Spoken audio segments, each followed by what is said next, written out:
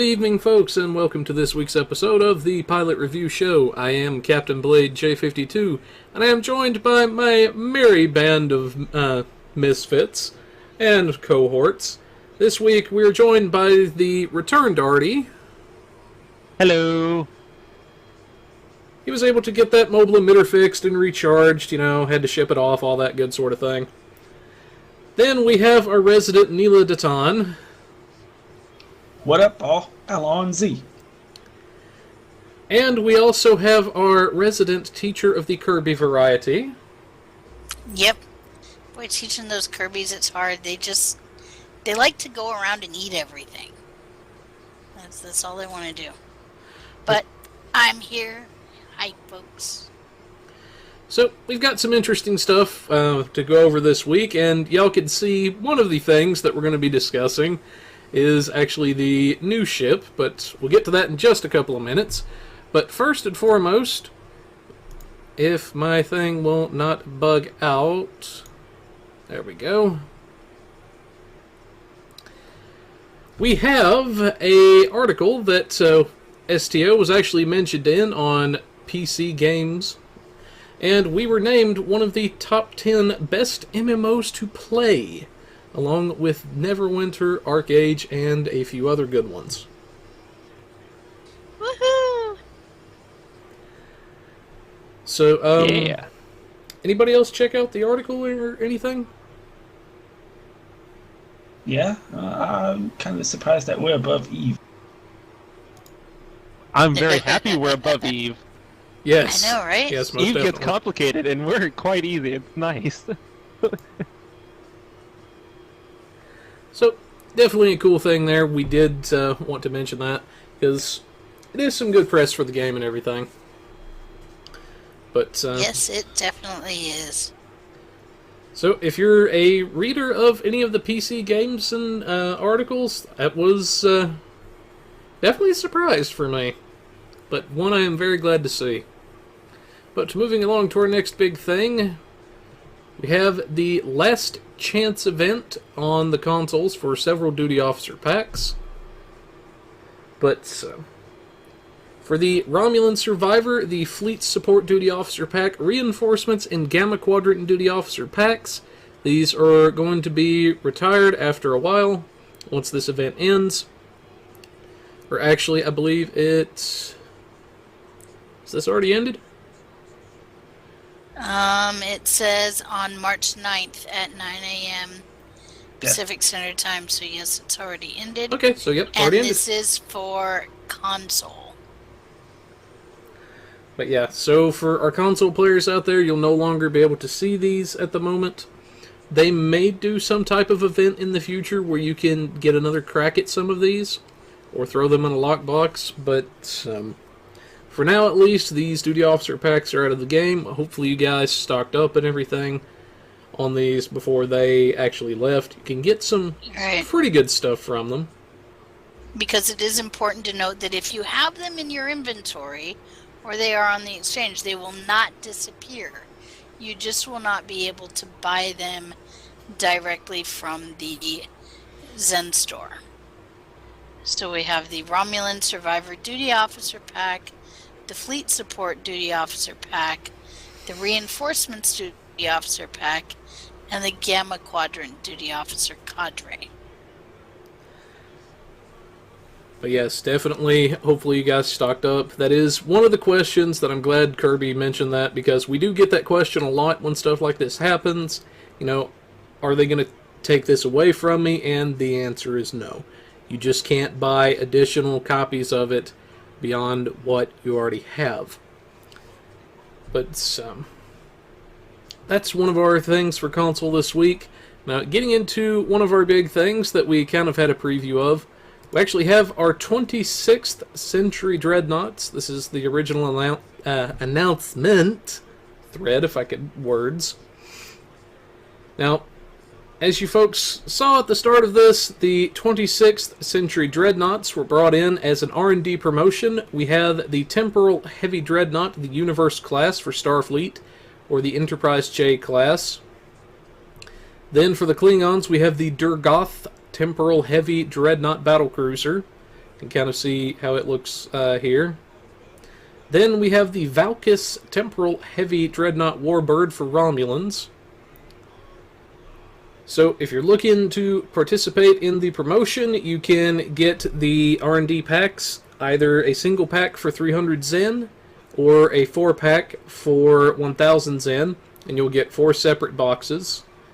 Now, with these boxes, you'll either get, once you open them, you will get either 10 low-buy, or you will actually get a choice pack for the ship itself that is then opened to whatever faction you want it to be. So at the very least, you're getting low-buy, and possibly a ship that could be worth up to 1.2 billion EC or more. But now, frankly, I don't know how they managed to shove the universe in that box, because it is huge. I could see the Romulan ship stuck in that box. They just fold the wings in. I'm going to go with the box is bigger on the inside than the out, because, you know, quantum folding. No, Okay, right. okay, So, TARDIS. does anybody else want to take the Romulan ship, put it up against the moon, and go, Batman, look, it's a bat signal. Without having the moon move from its gravitational pull? No thanks. Yeah, I kind of admit I want to do that too. Okay. But as far as the promotion itself go, the promotion packs, like pretty much anything else, as long as you purchase the pack during the promotion, if you wanted to save a couple of them for later, you can definitely do that. So if you buy a pack now, then say 6 months down the road, you will be able to open that pack then, and you will still have a chance to get the Dreadnought or the 10 low-buy, either one. So if you're looking for low-buy, or if you're looking for R&D packs, why not take a stab at it, and you may end up getting a ship. But this actually brings us to the stats blog for the ships, in case anybody is curious. Well, I Go was ahead. going to point out, are you on your game screen there, Mr. Darkblade? I am now.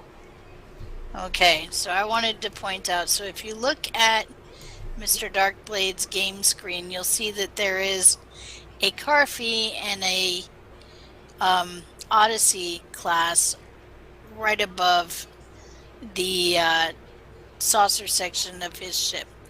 This is Neela and myself. And you will notice that we are literally over his hull, and these are not small ships to begin with, but you can fit both of our ships with room to spare on top of the saucer of the Universe class. This is a huge ship, folks. I just wanted to point that out. As we have someone coming up from behind. Ooh. Okay. So yeah, that is one thing I have got a little bit of a kick out of. Ever since I got this thing, there's been a few people like this. They'll try to come up to me, compare the size of their ship to theirs, and it's been a bit of a funny thing. Yeah. It is quite funny. And yet, it's flat as a pancake. Yep. It's probably a yummy pancake, too. Yummy, yummy. Okay. But one of the cool things, I don't know if you guys can see that in game or not, but actually on both sides of the saucer it displays the registry and the name, and then on the warp nacelles themselves it will actually display the registry again there.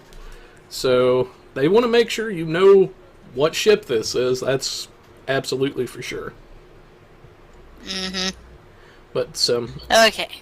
anyways, coming Stats. into our stats, pretty much the stats, TeacherKirby, and I went over these before everything, more so her than me, and the stats are pretty much the same for all three of the ships, so I'm only going to read this first one. They're exactly the same. But Yes, they are. Yeah. you can apparently open the ship at level 40. Good God, that thing is a leveling ship. Scares the crap out of me. I But know. assuming you open it at level 40, it starts with 46,500 base hull, which is pretty sizable. At level 50, it is 53,475, and at the maximum level of 60, it starts out with 62,000 base hull, which is actually a pretty good amount of starting hull. You get a shield modifier of 1.225, which is comparable to some science ships even. You have a 4-4 weapons layout with 3 device slots. For bridge officer stations, you have a lieutenant tactical, a lieutenant engineering, a commander engineering / temp ops, a lieutenant science, and a lieutenant commander universal / command. So this is one of the ships out there that is a hybrid in terms of the specialized seating, and actually fairly decently flexible in terms of what you can put on the ship, I like to think. Consoles are 4 tactical, 4 engineering, 3 science, a base turn rate of 5. So she starts out pretty slow, but she can be built up to a pretty decent turn rate. Comes with the Universal Energy Distributor Accelerator, the Energy Distributor ability, and the Gravitic Lance. She can load dual cannons, though God only knows why you would try. Just because some people like to watch the world burn, I suppose. Too late. Yep. Then it also comes for the Mastery package with the Heavy Dreadnought Cruiser package.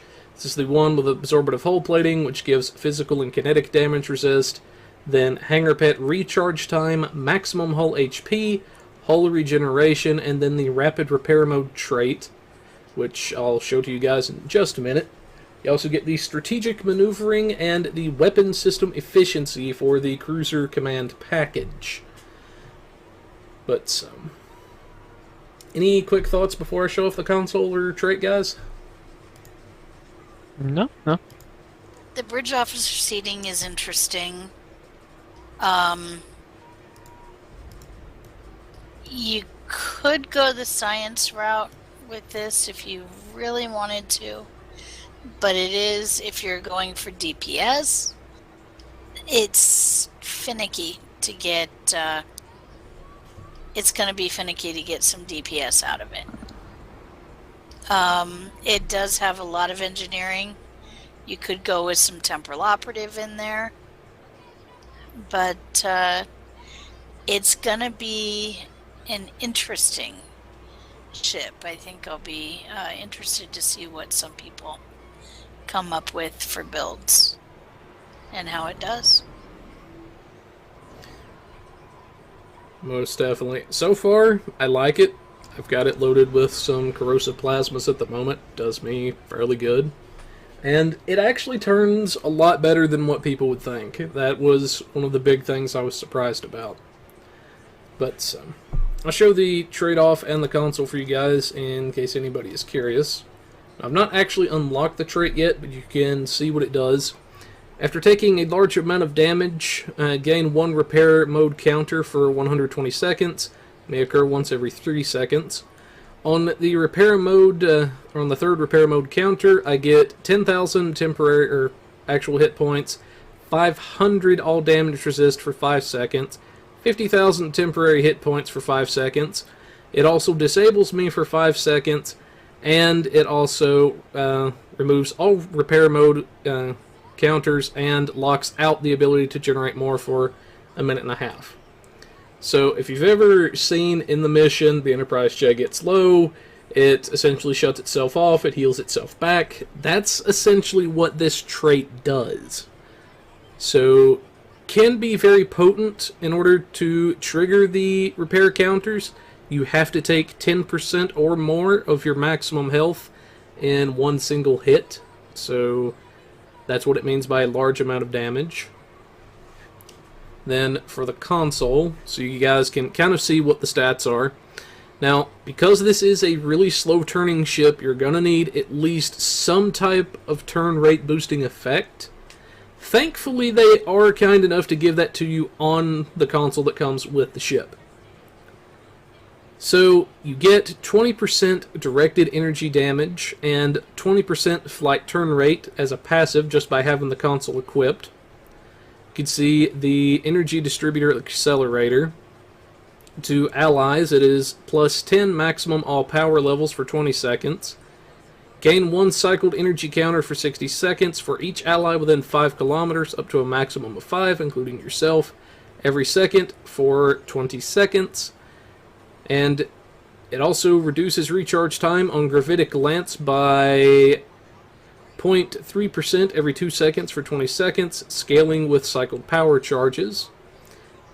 To my allies, they also get 15 all current power levels for 20 seconds, and this is the kicker, 150% power transfer rate for 20 seconds, and this is on a 2-minute recharge. So very potently powerful team ability. But anybody's curious, I do have the Elite Hanger Pets, so you guys can check those out. You can see exactly what you get on it. You get a forward phaser array, you get a forward phaser dual bank, 1 quantum torpedo forward, a beam array on the aft. You get a Fire at Will 2, Scratch the Paint, Channel Deconstruction, a Torpedo High Yield 2, and Emergency Power to Weapons 1. And these little frigates are very, very nasty whenever you send them after stuff. As a matter of fact, I did an ISA earlier, and those little frigates came out with a little more than shield damage. And they survived the entire mission. But, then we have the overcharged gravitic lance. We'll show this right quick and then get some thoughts from our panel. It's a 45-degree cone. At the moment, it's, based off what I have right now equipped, it is 28,578 radiation damage with a 50% shield pin. Damage is increased by 5% per stack of cycled power charge. And it also does 4,763 radiation damage every second for 5 seconds, 50% shield pin, and a 5% boost based on cycle power, and to all foes. It is a minus 44.5 all power levels for 10 seconds. So a very, very potent ability. Yeah, it sounds like it.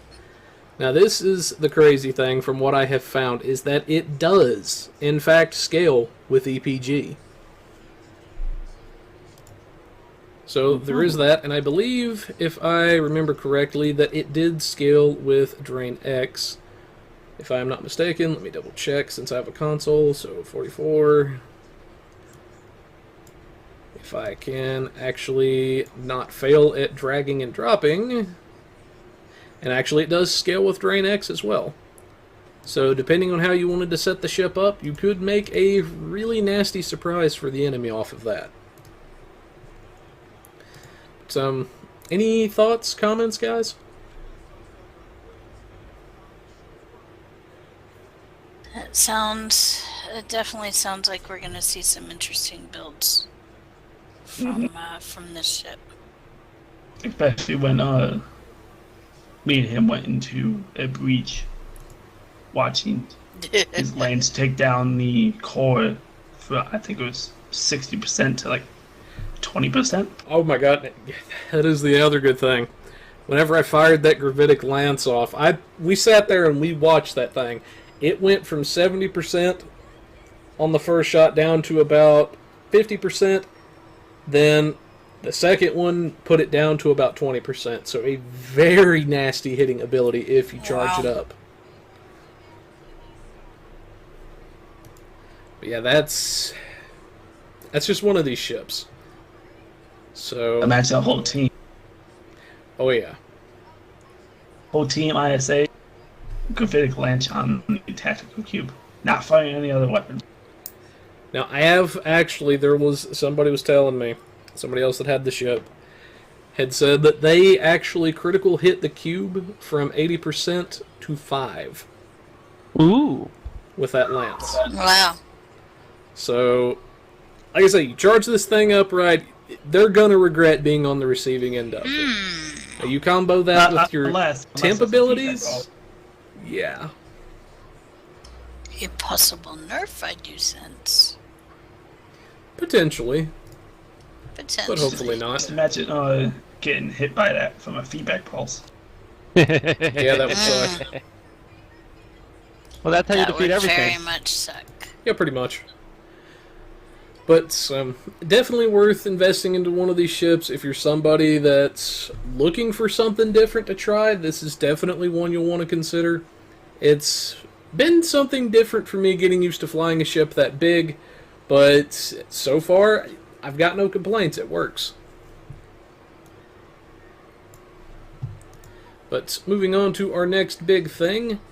For the console players out there, from the 9th, which was this Thursday, until Monday the 13th, you guys have a bonus marks weekend going on, where you'll earn 50% additional marks on fleet or reputation marks, depending on where you're at for anything you do.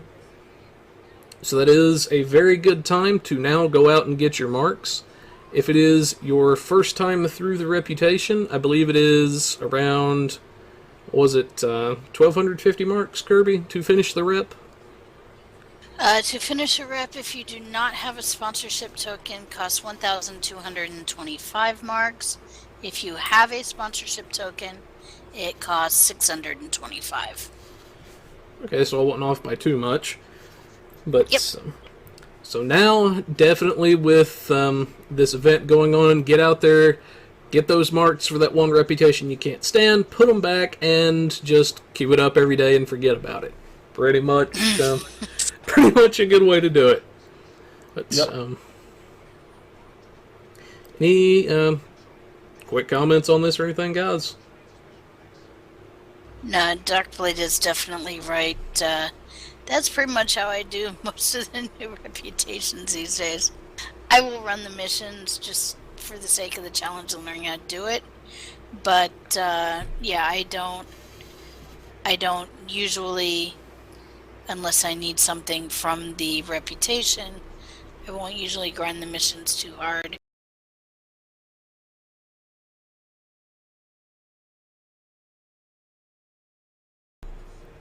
Okay, so sorry about the technical difficulties, folks. That's something I'm going to have to work on after the show. There was a very unexpected driver failure, which led to a blue screen. Yay me. But, anyway, we're back up and running for the time being. All that good stuff. Not the blue screen of death! Yeah, tell me about it. But, anyways, so we had just done the Marks weekend, so we were on to the Yes. PC patch notes. So, anyway, for the patch notes this week, there's not really too much to this first batch of them, but there is something that is very notable, and that is the Aegis set bonuses. Resolved an issue where the 2-piece bonus energy negation never procced. And resolved an issue where the 3-piece active power energy feedback conductor did not appear on the power list. So, if you're somebody that uses the Aegis set, maybe you've thrown it on a brand new tune, these are going to be some quality of life improvements for you guys. But Yes, most definitely. any quick comments, guys? Oh, well, The the other... Nashav Klingon science vessel can now use upgrade material. Yep. And I was going to say the other notable thing is resolved a number of issues where players could end up outside of the playable area and onto the breach. In other words, they patched our holes. Yes. So all the little shortcuts, if you had one, it's probably patched. Yep. But, Yep. is it not a lot to this first batch of patch notes, so, Yep. guess moving along. I would recommend we move along to the next set of patch notes, because it's kind of related. Yes. Yep. Now, the next... Especially about the breach. So, yeah. Yep. The next thing we had, this was actually a day afterwards. This was on the 10th. Resolved an issue where players could not fly into the Voth City ship after breaching it in the breach. Now, this was one thing that had a lot of people worried. They took the event down for the day, but extended it by one day to make up for the downtime. Yes. So, essentially what was happening is folks would go into the run, they would destroy the door, but there was now an invisible wall there. And they couldn't get in. Now, I think the best way that I heard it described was when they went to fix the holes. The dev they gave it to was an over-enthusiastic Trump supporter. He built a wall, and we were all the bad hombre Mexicans. Yeah. Oh, dear sweet God. It is The a city. funniest way I heard it described. It is a city, a dreadnought kind of thing. I do see the similarities. You do, yeah. You know, the boss will build a wall, and the Federation will pay for it. Well, that actually explains why we're blowing one up. Huh. Well, I mean, you know, we didn't get the event for the day, so I mean, you know, we kind of did, so... But, Yeah. all joking aside and everything, we are very apolitical and everything here. We just appreciate a good laugh from time to time. It was a good laugh, no Oh, yeah. matter what your political leanings are. So... But yeah, that was the one big thing I know a lot of people were worried about as far as the breach goes. But, anyways, moving along to our next big thing, we actually had a 20% duty officer sale for our console players. Now, this actually started this Thursday on the 9th, and will be running until Monday the 13th. So, while this is going on, you will have 20% off from the Delta Pack, Federation Pack, and Klingon Pack. So, there are some pretty good duty officers that come out of those, especially the Delta officers, which I believe is the pack where you get the ones that can buff crit chance and everything as well. Yep. So, Yes. very worthwhile in picking up at least a couple of packs, at the absolute very least.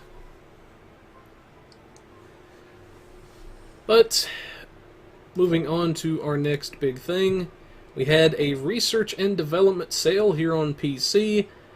Those evil geniuses, yet again. So, if you're... So, Oh, go ahead. I was going to say this does coincide with the promotion for the release of the Universe class and the other two, the KDF and the Romulan variants. So this does affect the promo packs that have those in them, and this is why Darkblade says they are evil geniuses. Yes. Because Yes. I'm telling you, they have my computer bugged or something. Every time I say I don't want to spend money, somebody back at Cryptic is like, hold my beer. And then they do something like this. I am telling you, they do this on purpose. Yeah, I bet it was Thomas. Wouldn't surprise Gotta me. be. Wouldn't surprise me.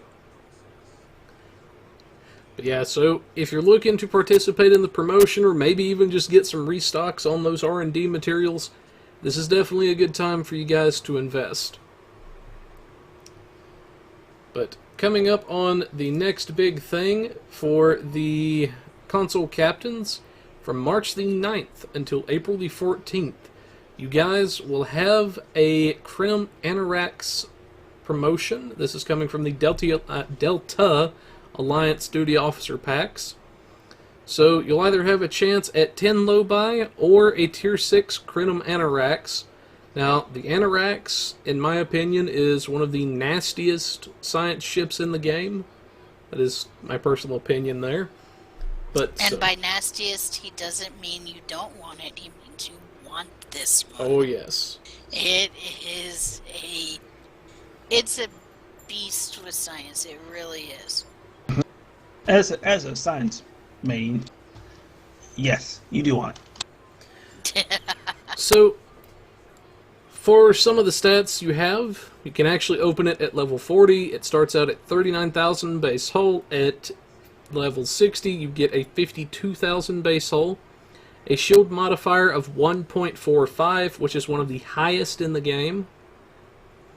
Then you have a weapons layout of 4-3, so unlike traditional science ships, this one actually gets a 7th weapon slot. Then it's a 3 device slots for your bridge officer seats. You have a Lieutenant Commander Tactical / Intel, an Ensign Engineering, a Commander Science, Lieutenant Universal / Intel, and a Lieutenant Commander Universal. So, very adaptable. Very adaptable. Yeah, a lot of universals here. Oh, yes.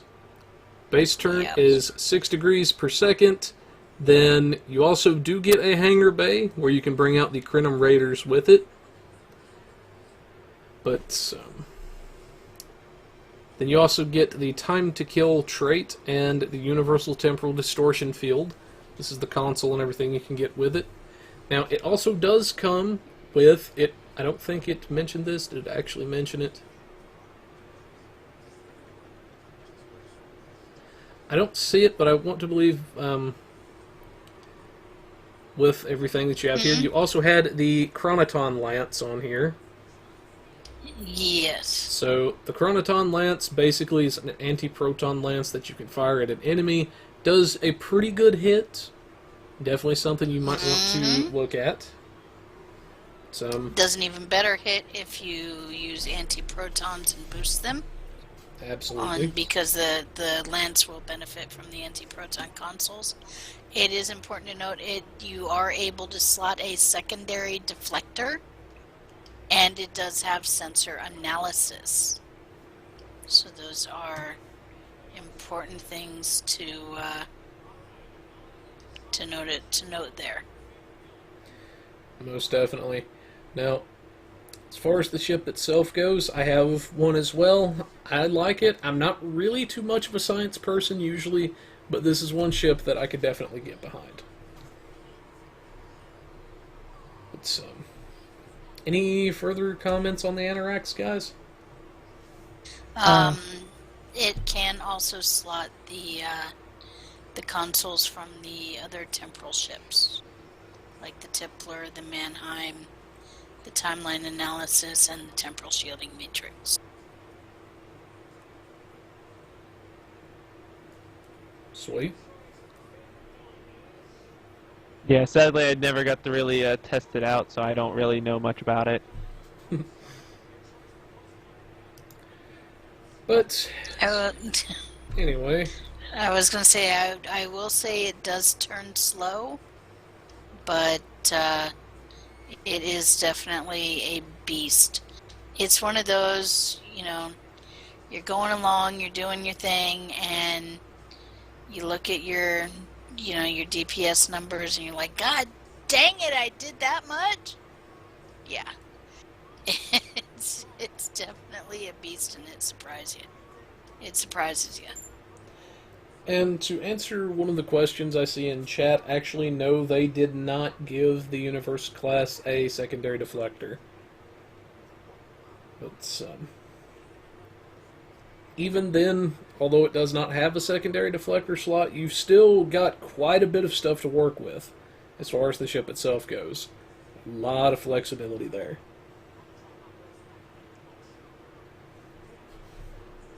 But the next big thing we have, this is for our console players, we have the Echoes of Light Week 4 rewards. Everything. They have the final reward, which is the Nausicaan Energy Lance. Now, while you're doing this, the first time you do it on your account per week, you unlock a featured episode weekly reward box. This will grant you either one Universal Tech upgrade or a Captain's Specialization Point box. Now, the rewards are bound to your account, so you can send this to whatever tune you want to use them on, but you have to be the appropriate level in order to use the items. So that is one thing to keep in mind. All you have to do is run the Echoes of Light over one final time. Now, for console players, this is the final week to run it as a featured mission. Once it is no longer a featured mission, it will scale back up to level 60, and unless you ran it at least once, you will not be able to run it again until you get your character to that appropriate level. But Comments from our panel? I remember the Nausicaan Energy Lance. That thing looks... Well, I'm gonna say it this way. It looks ridiculous, and I don't mean that it looks ridiculous in a bad way. It looks like ridiculously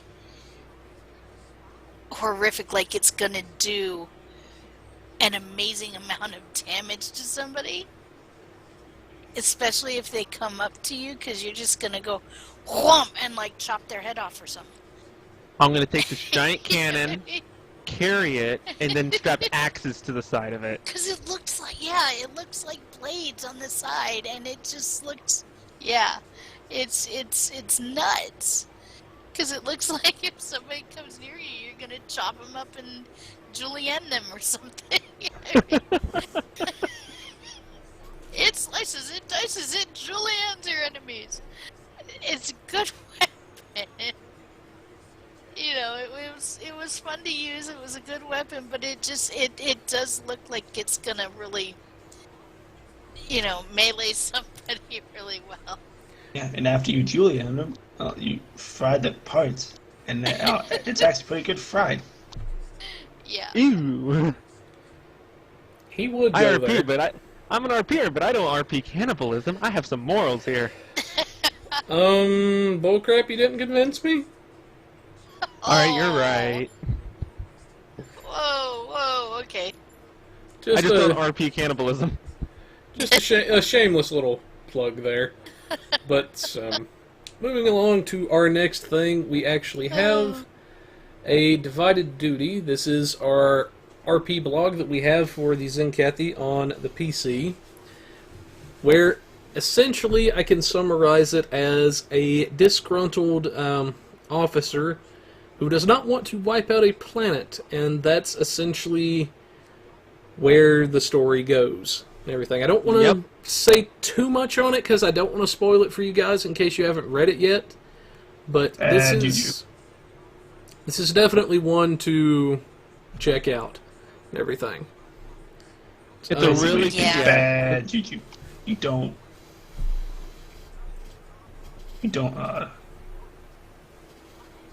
what's the word? Disagree with the leadership. Personally, I find it a really good story because it shows more of their side of the story, and like how we've seen a bit with our storyline with the Voth, there are some within their group that I don't mean to spoil anything, so close your ears if you don't want to hear it unless you want to read it yourself, that some people don't like, you know, what the rest of the leadership is doing. So some people will try to find their own way of turning tail or trying to stall. So the good guys, us, as the players go, may do something to help. So I can't wait to see what happens next. Who knows? Well, it's interesting. It's interesting that the captain says that the weapon, where they all thought the weapon was being held, was a decoy because the captain or the admiral knew that the officer we're following was not the only one on board lacking the conviction to do what must be done. And it's like, I wonder what inspires such loyalty to this autarch they keep talking about. You know what I mean? Yeah, maybe it's some form of brainwash in their institutions. Who knows? I mean, to the point where people are killing friends in order to, you know, in order to go and commit genocide on this planet. You know, I mean... It does raise a lot of questions, I will say that. It does. The big question that I had is, what makes these crystals such a threat to them that they're willing to go to this mess? When I read it, it's not that the crystals are a threat. It's looked like they're wanting to collect them. Maybe they gain some sort of unnatural property that, due to a protomatter explosion, they gain some effect. I guess. That's, We'll just have to find Right. out. That's a real possibility. But definitely some good stuff there. And I also forgot to pull up our next blog, because brain fart, but for our folks on the PC, we're actually having a low-buy sale at the moment. It is a 20% off on low-buy, so a ship that would normally run at 900 low-buy will now only cost you 720 for the duration of the event. Now, I believe this is running until Monday, if I'm not mistaken. I believe so. And again, evil geniuses, because if the R&D box sale wasn't enough, now they're going to hit you with a low B sale to get you to go, oh yeah, okay, I can get some low B now to, I may as well open these R&D boxes to try and get the ship if I'm going to do it anyway. Oh, yeah. You know? So, if you need a low-buy, Genius. this is a good time to go for it. And everything. I actually sold a ship on the exchange to make a little bit of EC, so there went most of my low-buy. But, yeah, so, quick comments on our low-buy sale before we move on, guys? Grab whatever you want within the price range. Yeah. A lot of good Definitely. stuff there. I mean, Absolutely. low B is valuable, so if you can save any of it, save as much as you can. So buy now.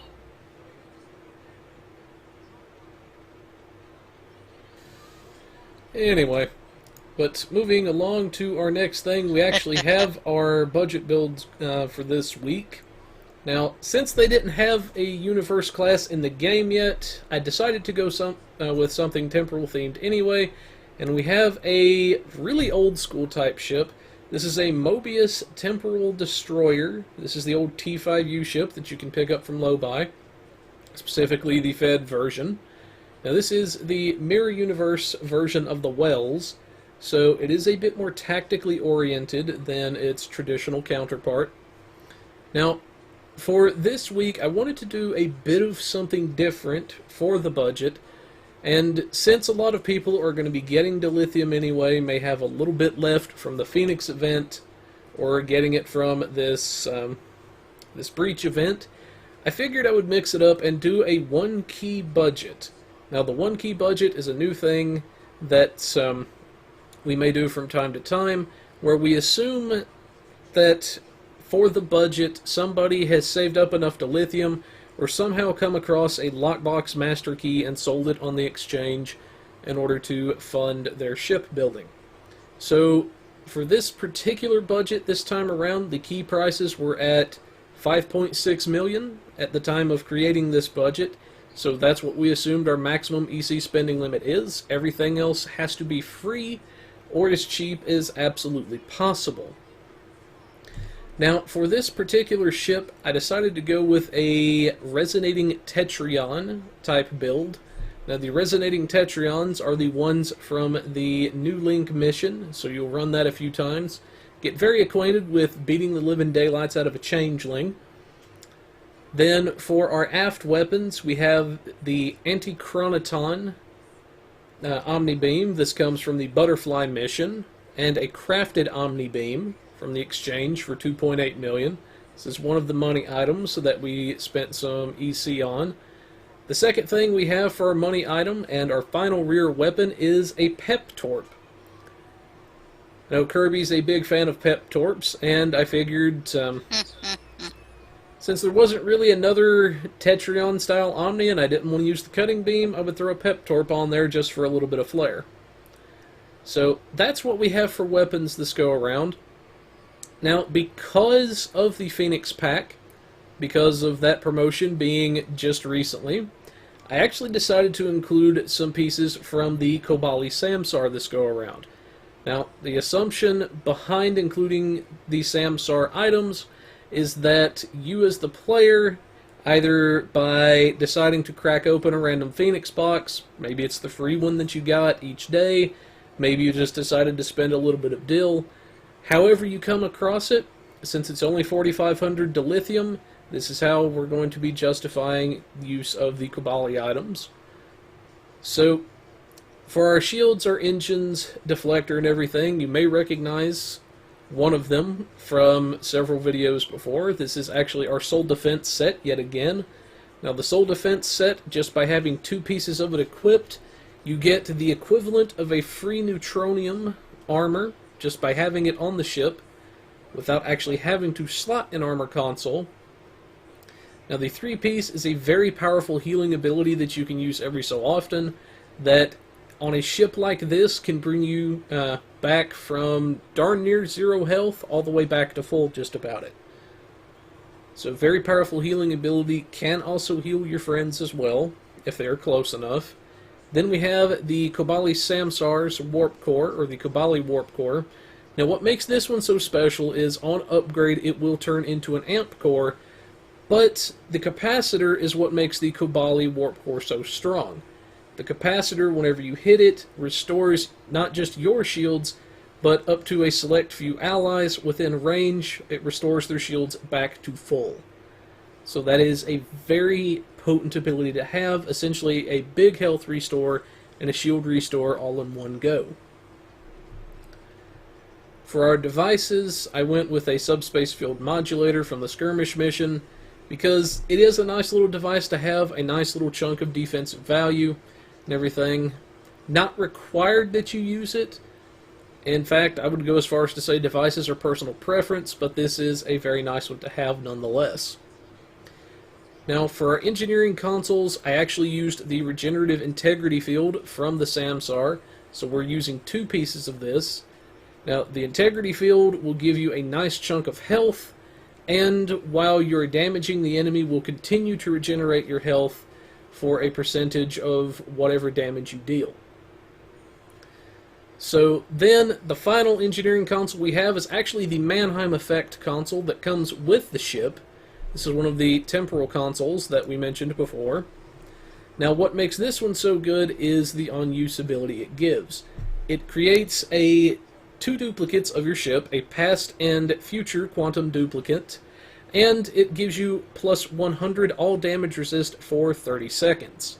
So, very potent ability that you have there. A lot of abilities to come back from the dead with a ship like this. For our science consoles, we have an assimilated module from the Omega Rep for the critical chance and severity it gives, and it's just a very nice stat stick. We have 2 of the plasma generating weapon signature amplifiers from the Embassy. These can be picked up for very cheap. Then we also have a restorative particle focuser from the Crenum Science Lab, just to mix it up a little bit. Then for our tactical consoles, we have 5 Tetrion pulse generators from the Midnight Mission. These are the specialized consoles that you can get specifically for Tetrion.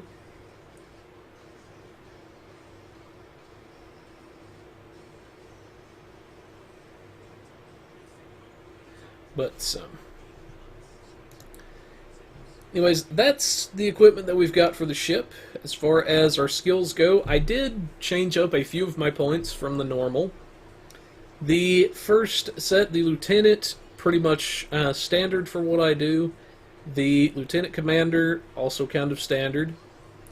Now, I did fully max out the Advanced Shield Hardness, which is something I don't normally do, only putting 2 points in. Then, where the major change lies is I did not use shield penetration this time, but stuck the final 2 points in the long-range targeting and also the exotic particle gens. And you'll see why I did that in just a couple minutes. But you can see the rest of the points that I did there. A little bit for a power regen, the shield mastery ability as well. I usually am not a fan of the ultimate abilities, everything, because for me personally as a tank, I think you have to give up too much to warrant their use.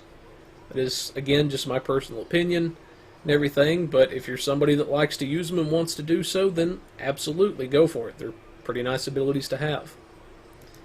For our specializations, I went with Pilot for the immunities it gives, as well as some of the other potent abilities that you can pick up. I also went with Strategist for the buffs that it can give based on whether you are in threatening stance or not. Then for our traits, we'll go ahead and take a quick look at these. For our personal space traits, we have the Beam Barrage from the R&D Crafting School. Then we have the Beam Training for free beam damage. Elusive for some free defensive value. The Give Your All ability from the Engineering R&D School. Now, it's assumed for these two traits that you utilized 2 of the R&D schools as you're leveling up. Then we have the Fleet Coordinator, which is free damage based on the size of your party, including yourself. Operative for some free crit chance and severity. The Last Ditch Effort, which is the tactical specific career trait. If you are an engineer or if you are a science officer, you'll just swap out your career specific trait for where Last Ditch Effort should be. Then we have the Nanite Repair Matrix, which comes from the Midnight Mission. And finally, the Point Blank Shot from House Peg. For Starship traits, we have the Unconventional Tactics, which comes from Strategist. Activating Brace for Impact gives a damage boost for a short time. The Best Defense, so our attack patterns grant some hull healing along with normal effects. And the Improved Pedal to the Metal. As long as we're at full throttle, we get a stacking damage buff. Then for our reputation abilities, we have the Advanced Targeting Systems for free severity, the Particle Generator Amplifier, that will make sense in just a minute. We have the Energy Refrequencer, a portion of damage we deal is given back to us as healing. Then we have Precision for free crit hit chance.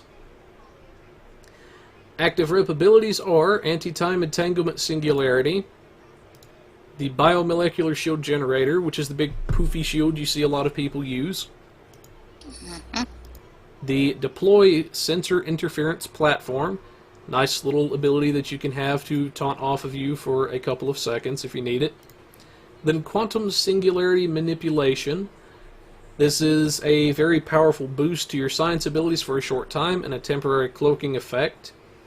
So it is highly recommended that you use this first and then follow up with your Anti-Time Entanglement once you've got all of your exotic buffs out, because it will hit a heck of a lot harder than before. But finally, coming into our bridge officers, this is where things are going to start to make sense a little bit. Now for the ship itself, you have a Lieutenant Commander Universal seat, a Lieutenant Universal, Commander Tactical, Lieutenant Tactical, and Ensign Engineering. So the ship itself was very, very flexible, and a Lieutenant Commander Universal on a ship then, that's not something you saw every day. So for our abilities, for Commander Tactical, we used a Tactical Team 1, a Delta team, or a Attack Pattern Delta 1, a Beam Fire at Will 3, and an Attack Pattern Omega 3. So that way you can kind of mix it up with your abilities a little bit. For our Lieutenant Tactical, we have a Torp Spread and a High Yield, depending on the situation you might want to use. Now, if you wanted to, you could potentially swap out for a Duplicate Fire at Will or Attack Pattern in there, depending on the situation. Yeah. With the Pep Torp, I would probably drop the High Yield and simply go for the spread, because you'll get a nice spread of the Theta Radiation Cloud, which is what's going to give you a lot of damage if you have the high EPG, which is what you've built. So I would probably drop the High Yield Torp and put in Fire at Will 2. And to answer a question that I see out in chat, now this is set up primarily on a Tactical Captain. However, the build with very minimal changes can be used on a Science Officer or an Engineer, depending on what your needs are. The only thing you'd have to change out is your career-specific trait. And that's literally the only change you would have to make. Now for our Ensign Engineering, Kind of self-explanatory, the emergency power to weapons. This gives some extra weapons power for a time, repairs weapons offline debuff, as well as a energy weapon damage boost. For our Lieutenant Universal, I decided to go with an engineering officer. We used the engineering team ability for free healing and purging of engineering debuffs, and also a reverse shield polarity to recharge the shields in a pinch. For our Lieutenant Commander Universal, this is where a lot of the exotic stuff comes in. We have our hazard emitters to purge things like plasma fires, our science team for the shield healing it grants, as well as purging things such as those pesky subnucleonic abilities, and also our Gravity Well 1. So a very nice little combination is you charge up your Gravity Well with the Quantum Singularity, you group them up, drop the anti-time on them, and smack them in the face with a pep torp. Mm-hmm. Now, I did have a question. Is there a Okay. reason that you went with Gravity Well over Feedback Pulse? Because it looks like you're looking to draw threat. You have Attack Pattern Delta, which is based off of things hitting you in order to debuff the enemy. So I'm wondering if you're looking to have things shoot at you, I'm wondering if Feedback Pulse wouldn't be a bit of a better choice. It's one possibility you could go for. However, I felt in this case that since the ship doesn't have a lot of health to begin with, that the Feedback Okay. Pulse could be better used for a heal. But if you're not Okay. if you're not really having an issue with that, then you could swap it around to however you need. Well, I was thinking Feedback Pulse instead of Gravity Well. So keep all the heals. Yeah. Okay, I see Yeah. what you're saying now. But yeah. Yeah. Like I say, it's one possible way you could go. If you wanted to drop a heal, you could. Keep them both, Gravity Well and a Feedback, or drop the Grav Well for the Feedback. So, like I say, a lot of flexibility with the ship overall. Yeah. And that's one thing that me and Kirby do like to do when we discuss this stuff, is to present you guys with the options that you have out there. Yes. But, any comments, questions about the build, anything at all, guys? It I looks don't pretty. think I've got mine on. I think I got mine in. Alrighty.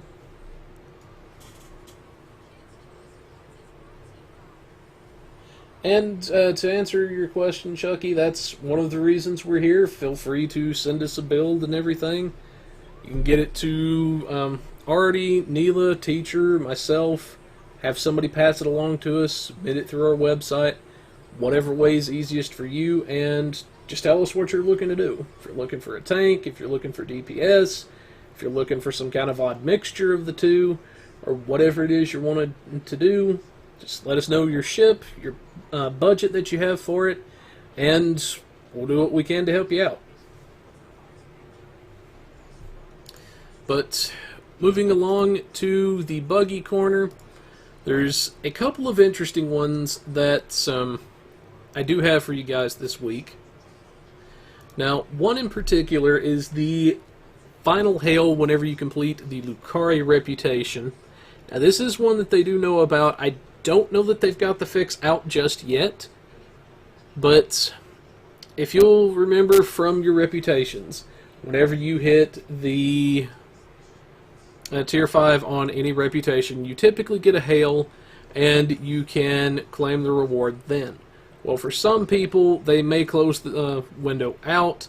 Maybe they're in the middle of something when it pops up, whatever it is, and when they try to go back later on to get it, it's grayed out and they can't claim it.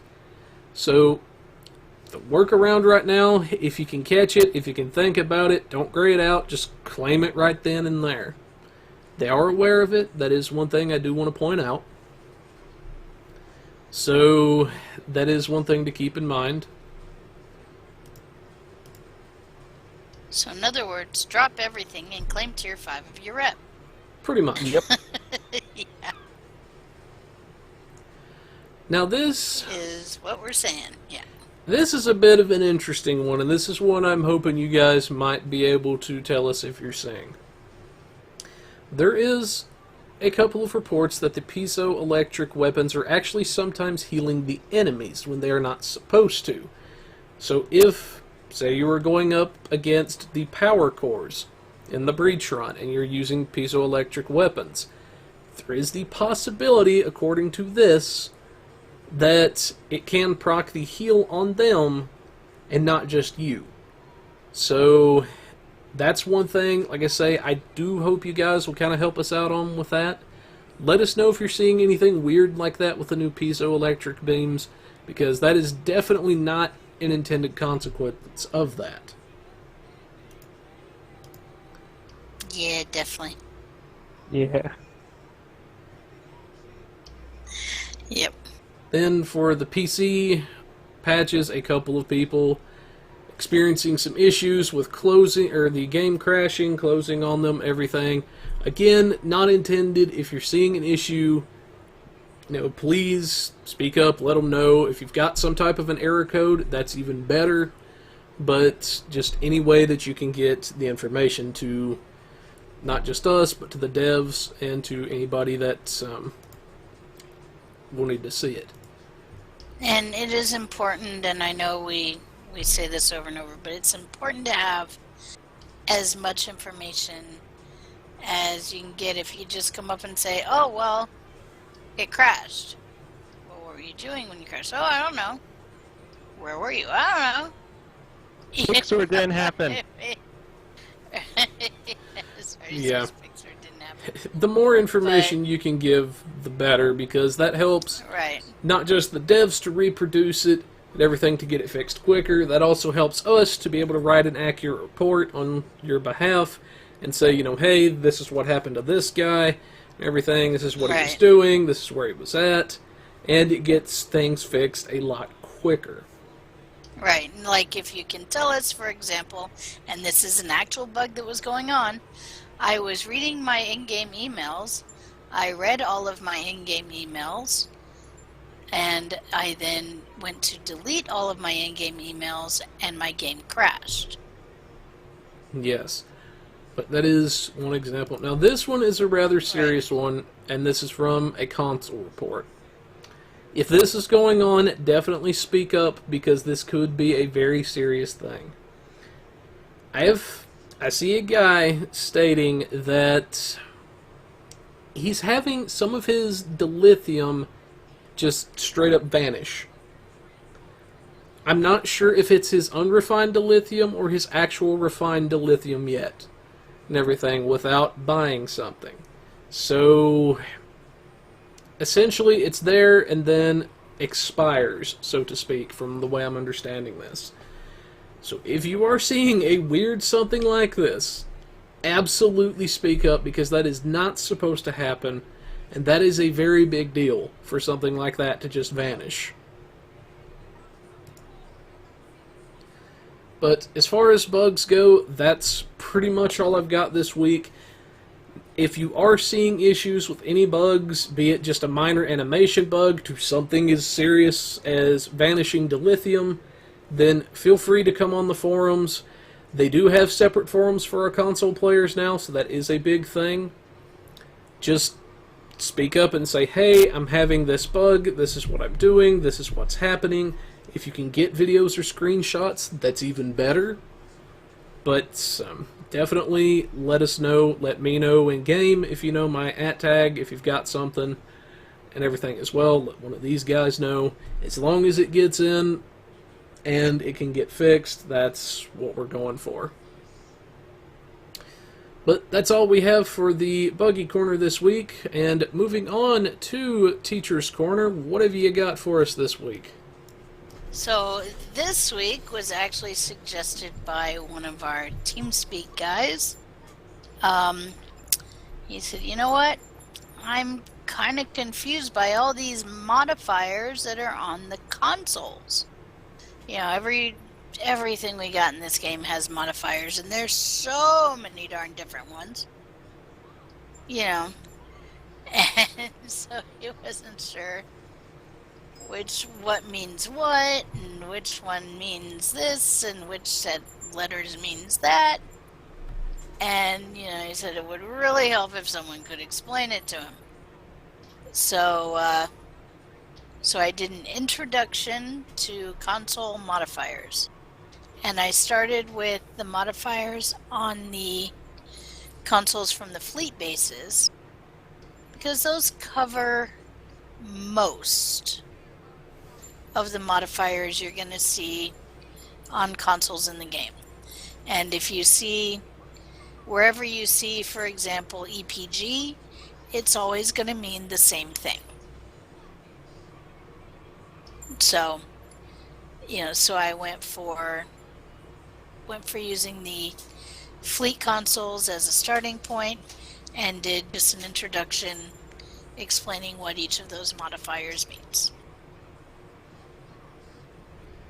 Comments? Thoughts? Sounds like a pretty good deal. Definitely a good resource for newer members to the game. Yeah. Just recognizing your mods is a very important thing. Yeah, and that's the idea. Make sure you know what they mean.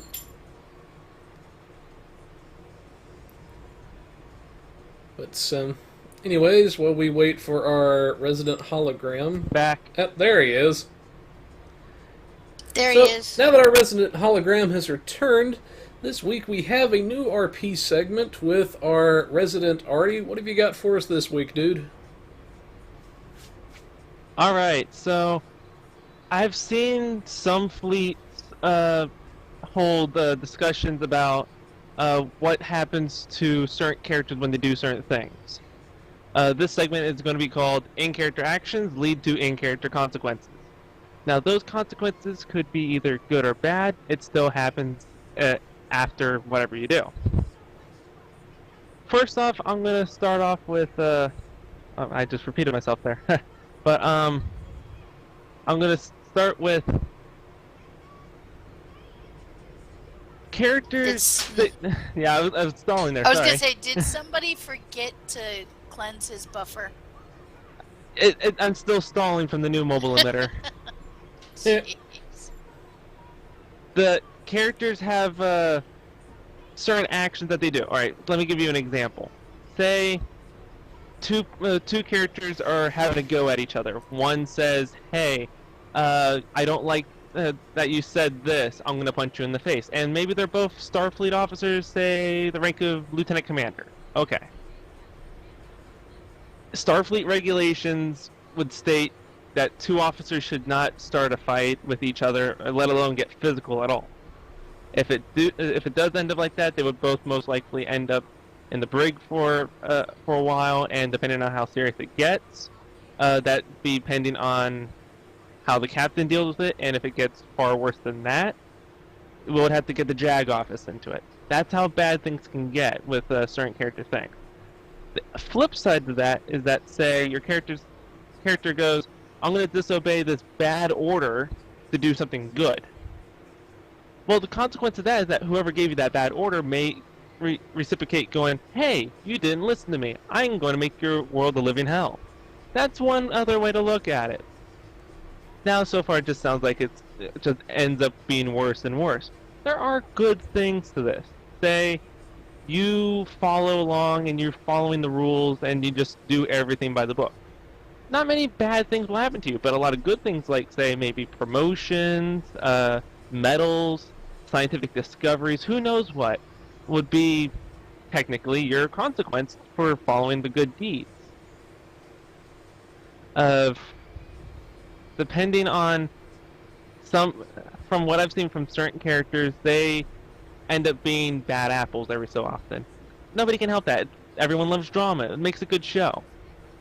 So, with saying, I don't like how you talked, I'm going to punch you in the face, alright, so you get into a little scuffle. Depending on how everyone works out, it may look really good. Someone may go, since you got into this, you're going to be in the brig for 30 days, you're going to think about it, and as soon as you get out, we're going to demote you a rank and toss you to the wolves. No, that seems very harsh. Well, for some people, they actually enjoy that because then they have to earn that position back. Maybe they have to go through some grueling struggle between their career and their personal life to figure out how can they get that rank back? How can they get back to the position that they once were? It gives them the whole drive to get back to where they once were so they could obviously be back where they once were. I'm repeating myself again. But as you can see, this happens with almost every fleet. It's just every so often something happens. It's just a way to look at it. That's about it. Now, I'm curious, so if you don't follow an order that's a quote-unquote bad order, something you see as maybe unethical, for example. Okay? Okay. And those bad things can happen to you. So, what happens if you get that unethical order and you do follow it? And somebody finds out that you're the one that did whatever the unethical order is. Well, your consequence is that you have a bad conscience, and you're going to have a lot of things on your mind for the next couple months. I have seen some events where, for example, the bad order was you have to drop tricobalts onto a civilian population. Nobody wants to be that guy that has to do that. You're Starfleet. You're supposed to be exploration and all that. But when you get to that moment, and go, oh, I've been told to murderize a couple million people down on the surface with a tricobalt device. I probably shouldn't do that. Are you going to be the guy in the blog from this week? Who knows? Maybe you go, well, maybe I should listen to the guy up top so I don't get shot. And sometimes, your consequence of that is that you just have a lot of thoughts going, wow, I really should not have done that and should have just been shot. So, that's just how certain things have to go. Also, I would like to point out, for every consequence and all that, that's all in the in-character sense. Out of character, everyone has to come to an understanding that this is separate and the players are all trying to have fun, and there's no hostility between player, GM, or anyone else. It's not real life. Exactly. Got it. Insert Twilight Zone music here, but in seriousness and everything, it seems like a pretty good setup, whatnot. Definitely some interesting discussions to be a fly on the wall for. Yep. But, anyways, folks, that's pretty much everything we have for this week and whatnot. We are still trying to get out to Vegas, so if you'd like to help us, donate to our GoFundMe and everything, we'll have the link in the description for that as well. Any little bit helps. This will help to cover some of the expenses for us. If you'd like to see Pilot Review out at Vegas again this year for STLV, then feel free to check it out. Even if you can't donate or something, maybe just pass the word on to some of your friends or somebody. And like I say, we are grateful for anything at all. Any little bit of help you want to get, even if it's just spreading the word for us. And it really was a lot of fun last year. Let me tell you, we had impromptu interviews with the devs. We had impromptu interviews with some stars. I know Manu and Taremi stopped by. I was able to snag Garrett Wong. Things like that. So, you want to have us doing that again this year? Help us get out there. Help us get the booth and the internet and whatnot so we can stream it all live to you folks. Absolutely. But anyways, that's all the show we have for this week. Again, I apologize for the blue screen. I was not expecting that, but I should have that taken care of in time for next week. But hopefully you've enjoyed the show and everything this week, found the information to be of use and everything. But for now, folks, this is Pilot Review, and we are signing off. And much like the Spanish Inquisition, nobody expects the blue screen. Of course, of course. Of course. Good night, Peace out, folks. See you guys.